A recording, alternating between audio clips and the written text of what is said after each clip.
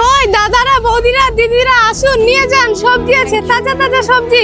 আসুন দাদারা দিদিরা বৌদিরা আসুন, সবজি আছে তাজা তাজা সবজি, আসুন নিয়ে যান। টমেটো কত করে? 60 টাকা কিলো। 60 টাকার কিছু কম হবে না? না দাদা কম হবে না। 1 কিলো দাও। ঠিক আছে, আমার কাছে তো ভাঙতি নেই, আপনি এক কাজ করুন, স্ক্যানে মেরে দিন। আচ্ছা বেশ ঠিক আছে।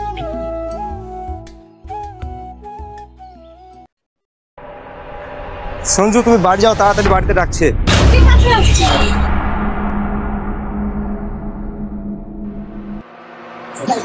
আচ্ছা দাদা, মেয়েটা এত সুন্দর, মেয়েটা সবজি বেচছে কেন?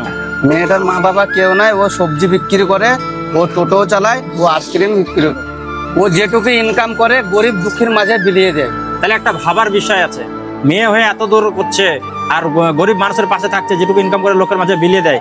তাহলে এদের মতো যদি আমরা যদি ছেলেরা হয়ে যদি কিছু সবার মানে হাত বাড়িয়েতাম সবার দিকে, তাহলে আজ সমাজটা কোথায় থাকতো?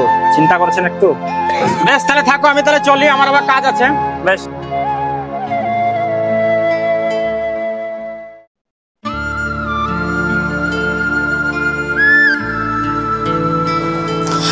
কই গো, বাড়িতে কেউ আছেন?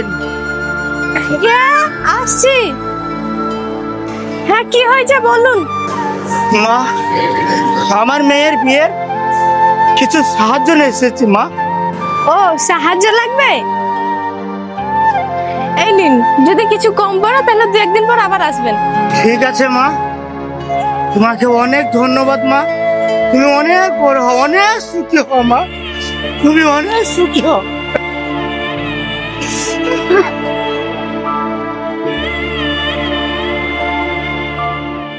কগা বুলবুল বাবা, আসছি। কি আছে বলো বলো বলো। তুমি কি আমার ছেলেটাকে মারবা?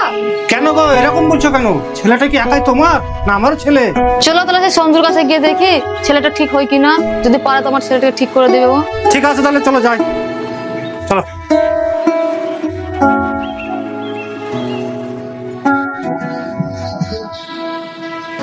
কই মা সঞ্জু, একবার বাইরে আয় তো। আসছি।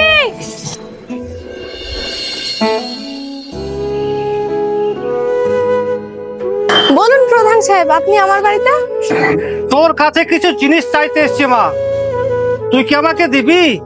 আমি অনেক অসহায়। প্রধান সাহেব, আমি আপনার জন্য আমার জীবনটাও দিয়ে দিতে পারি। তাই মা, তোর জীবন লাগবে না, আমার ছেলে মাথার গন্ডগোল, পাগল হয়ে গেছে মা।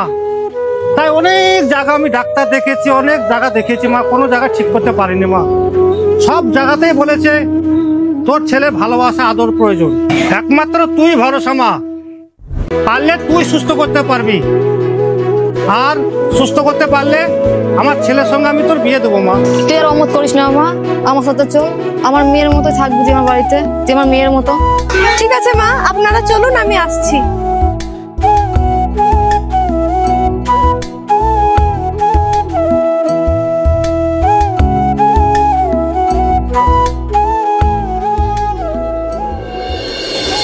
কই মা, আমি চলে এসেছি। হ্যাঁ হ্যাঁ ভাই, বস তুই এসেছিস মা, খুব ভালো হয়েছে, দাঁড়া আমি তোর বাবাকে ডাকি। কই গো বুলবুলের বাবা। হ্যাঁ বলো। আরে মা সঞ্জু, তুই এসেছিস? মা খুব ভালো, খুব ভালো, খুব ভালো। তা আপনাদের ছেলে কই? বেশ চল তখন দেখাচ্ছি আমার ছেলের কথা এসছে।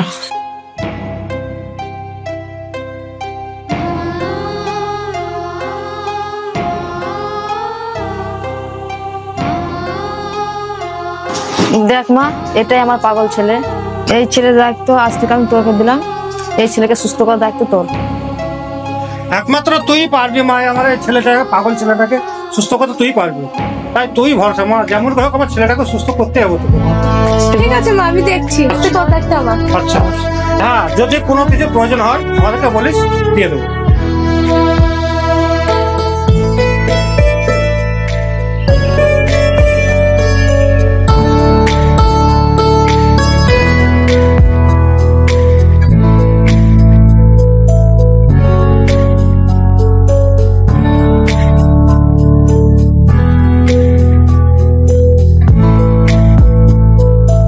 তুমি আমাকে ভয় পেও না, ওষুধটা খেয়েছো, এবার তুমি সুস্থ হয়ে যাবে।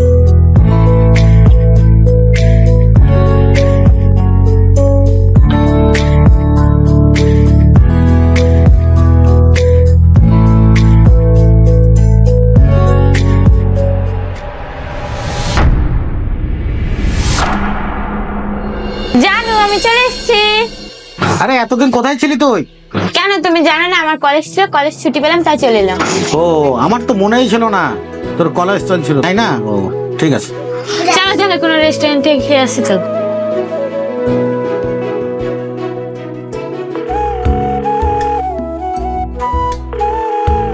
হ্যালো, হ্যাঁ মা, কোথায় আছিস মা? এই তো আপনাদের বাড়ির সামনে রাস্তাতে বাজার যাচ্ছি। ও বাজার যাচ্ছিস? হ্যাঁ। তা তোকে আর বাজার যেতে হবে না, আমাদের বাড়ি চলে আয়। কেন মা? একটু দরকার আছে, একটু আমাদের বাড়ি আয় না। ঠিক আছে, আসছি।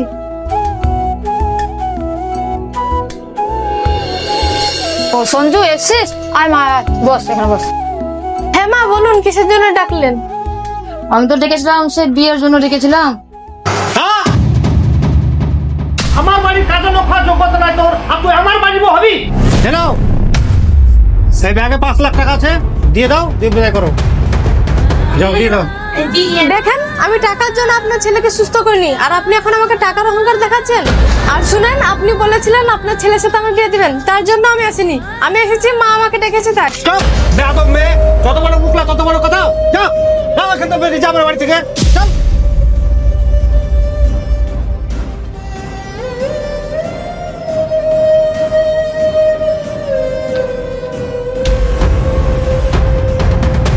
শোনো, আমি জান গেলে ওই মাইকে বিয়ে করবো না, আমি বিয়ে করলে সঞ্জুকেই বিয়ে করবো। কেন রে, তোর আবার কি হলো? যে আমার জীবন বাঁচিয়েছে, আমি তাকে ছাড়া কাউকে চাই না। দেখো ছেলে যখন ওকে বিয়ে করতে চাইছে, ওকে মেনেই না। তোরা যখন মাইনাটাতে সিদ্ধান্ত করে নিয়েছিস, তাহলে এখানে আমার আর কিছু বলার নেই। যাও তোরা বউকে নিয়ে আয়।